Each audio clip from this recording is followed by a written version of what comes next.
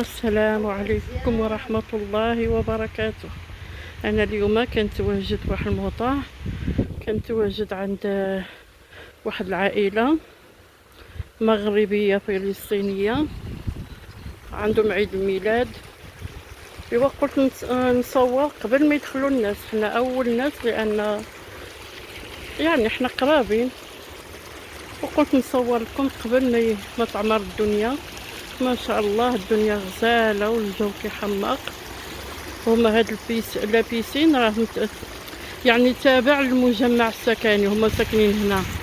هذا لابيسين ديال السكن يعني ديالو. ما شاء الله الجو غزال مع اليوم الجو ديال يعني الجو اصلا مزيان. ايوا واحد البنوته واحد الورده هي اللي عندها عيد الميلاد اليوم.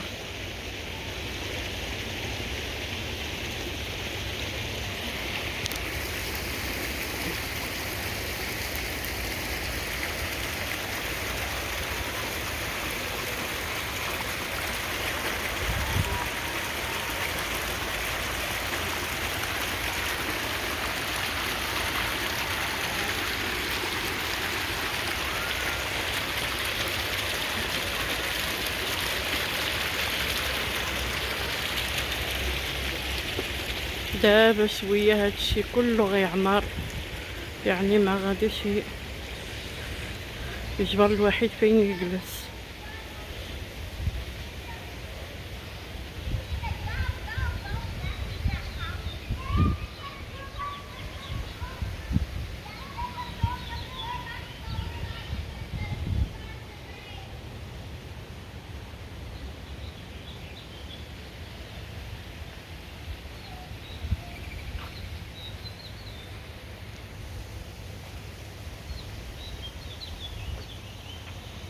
انا كتعجبني الطبيعه، كيعجبني اللون خضار وتبارك الله. دابا الشجر كل شيء خضار، سبحان الله. ما كي يعني في اسبوع واحد كيرجع كل شيء خضار، ماشي بزاف.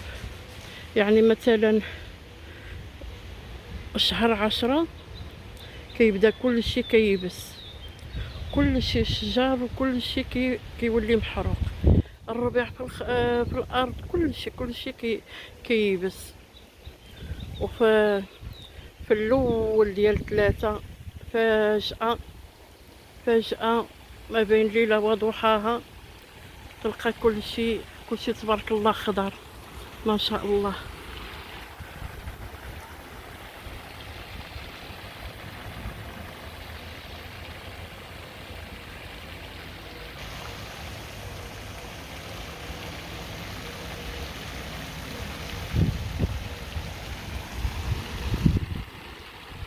انا والله ما كرهت نضرب شي صالتو في هاد البيسين.